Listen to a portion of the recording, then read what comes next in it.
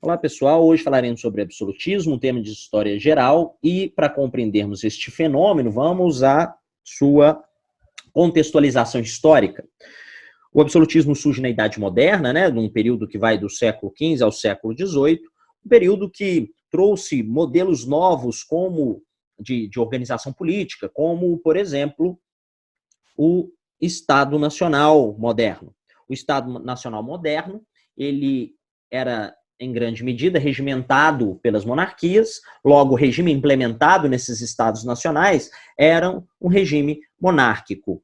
E, é claro, essas monarquias nacionais têm como figura principal o monarca, o rei. Logo, esse rei, no período da Idade Moderna, vai ganhando poder, vai potencializando o seu poder, e acaba se tornando um monarca absolutista. Ou seja, a principal característica do absolutismo é a centralização do poder nas mãos do Estado, ou melhor, nas mãos do monarca. Por quê? Porque o monarca, o rei, é o representante máximo do Estado. Ele é a personificação do Estado. Logo, se o Estado é soberano, o monarca também, ok? Bom, o Estado absolutista, pessoal, ele só surge devido ao enfraquecimento de um modelo anterior, que é o enfraquecimento do modelo feudal.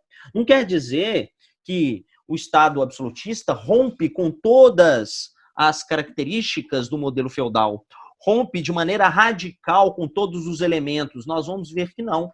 Até mesmo alguns historiadores propõem que o Estado absolutista nada mais é do que uma nova roupagem para o Estado monárquico feudal. Então, as monarquias absolutistas foram uma forma de monarquia feudal, ok? Bom, mas voltando aqui, nós devemos compreender, então, que a crise desse modelo feudal, com, por exemplo, a peste, as guerras, as reivindicações camponesas, as rebeliões camponesas, vai trazer um enfraquecimento, não só da nobreza, mas também do clero. A nobreza, ela se enfraquece devido à Guerra dos 100 Anos, por exemplo, entre a França e a Inglaterra, e também o enfraquecimento da nobreza vem com essas rebeliões camponesas. As da França são as mais bem destacadas aí nos livros de história. Bom, e ao mesmo tempo, o clero se enfraquece devido à redução do uso do latim e até mesmo propostas reformistas dentro da igreja e fora da igreja que vão ocorrer posteriormente, com o movimento protestante, e a adoção de línguas nacionais, ou seja, o poder que antes estava na mão da nobreza como poder local e o poder na mão do clero como poder supra-regional ou universal, vão se nacionalizando. O poder nacional, ele vai, portanto, sobressair sobre os poderes locais e supra-regionais. Compreenderam? Bom, é interessante também entender que este período é um período onde há a ascensão do capitalismo comercial. O capitalismo comercial, que é a primeira manifestação do capitalismo, que nós falaremos daqui a pouquinho. Bom, é interessante notar também que o absolutismo vai ganhar uma nova expressão que é chamado de antigo regime, ou seja, quando falamos de antigo regime, nós estamos falando deste modelo absolutista. No entanto, o antigo regime ele traz uma configuração não só política, mas econômica e social. Então, ao falarmos de antigo regime, há uma estruturação política, econômica, social por trás deste conceito. Então, vamos a ela. Olha, o antigo regime politicamente tem como a figura principal da política o rei. O rei ele é soberano, o rei tem poder hegemônico. Mas notem, o monarca ele pode exercer seu poder sem qualquer restrição, portanto, legal ou interferência de órgãos legislativos ou órgãos judiciais. Por isso, a famosa frase do rei absolutista Luís XIV, que marca o auge do absolutismo na França, o Estado sou eu. Assim, eu posso dizer que há uma hipertrofia das atribuições do monarca, mas nós não podemos pensar que as ações desses soberanos, elas sempre serão arbitrárias. Ora, nem sempre são arbitrárias, na verdade, quase nunca são arbitrárias, porque as ações dos reis, elas chocavam com os interesses de diversos grupos sociais, como o clero, a nobreza e a burguesia.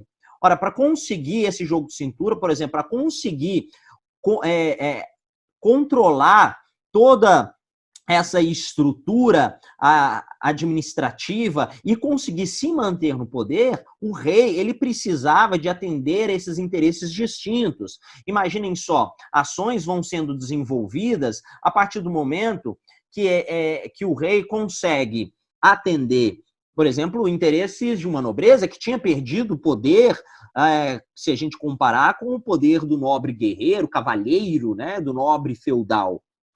Assim, para atender os interesses da nobreza, o rei ele vai criar, por exemplo, cargos administrativos, cargos públicos, onde esses cargos vão ser até mesmo hereditários, passar de pai para filho dentro dessa visão nobiliárquica. E até mesmo privilégios, como isenção de impostos, pensões, que vão ser dadas a essa camada social, a nobreza.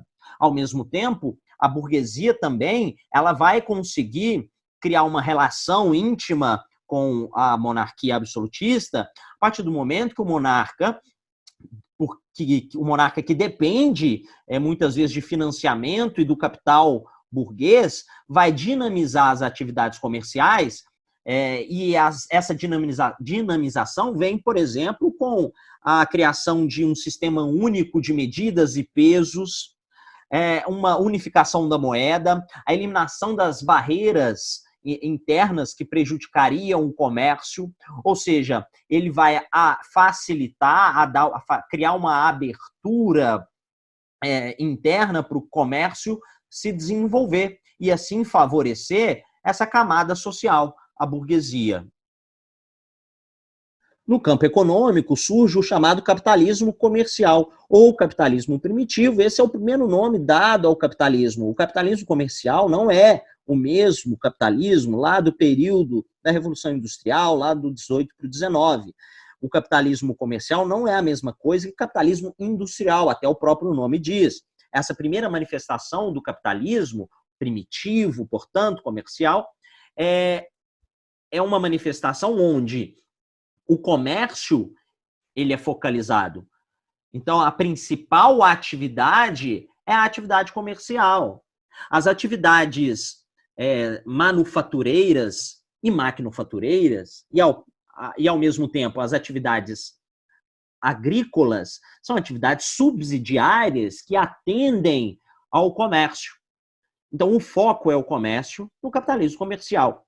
Agora, não confunda capitalismo comercial com mercantilismo, porque mercantilismo é um sistema político-econômico, é uma ferramenta para o desenvolvimento do capitalismo comercial. É um conjunto de práticas onde há uma intervenção do Estado na economia, onde há todas aquelas características que nós estamos aí cansados de saber, aquelas características que o pessoal que estuda para vestibular, que está no ensino médio, está careca de saber, que seria a balança comercial favorável, o metalismo e o protecionismo. Mas falar sobre o mercantilismo nesse momento estenderia o nosso momento de aula sobre o absolutismo, deixaremos esse tema por um próximo momento. A questão é que o objetivo do mercantilismo, do desenvolvimento, portanto, das atividades do capitalismo comercial pelo rei, é promover o Estado, para enriquecer o Estado e, ao mesmo tempo, enriquecer a burguesia comercial.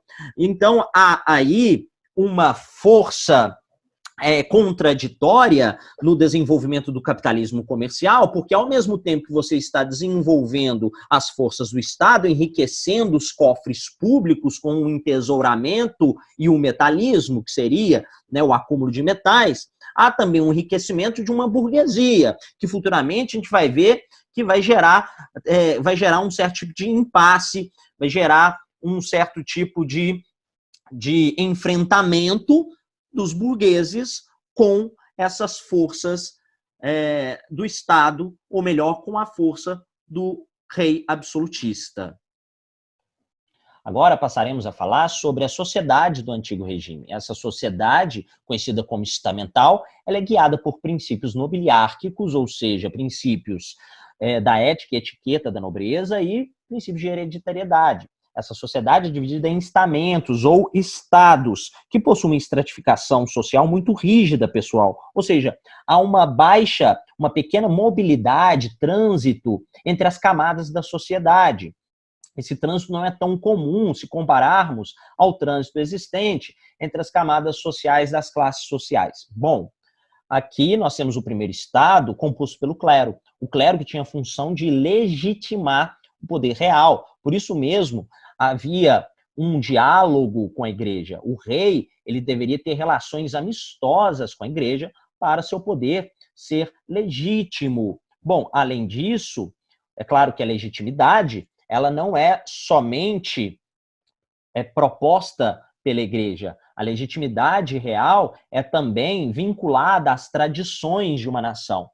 Continuando, o segundo estado, a nobreza, composto por uma nobreza cavaleira, uma nobreza feudal, também uma nobreza da corte, uma nobreza nova, e há uma repaginada na nobreza nesse período do absolutismo.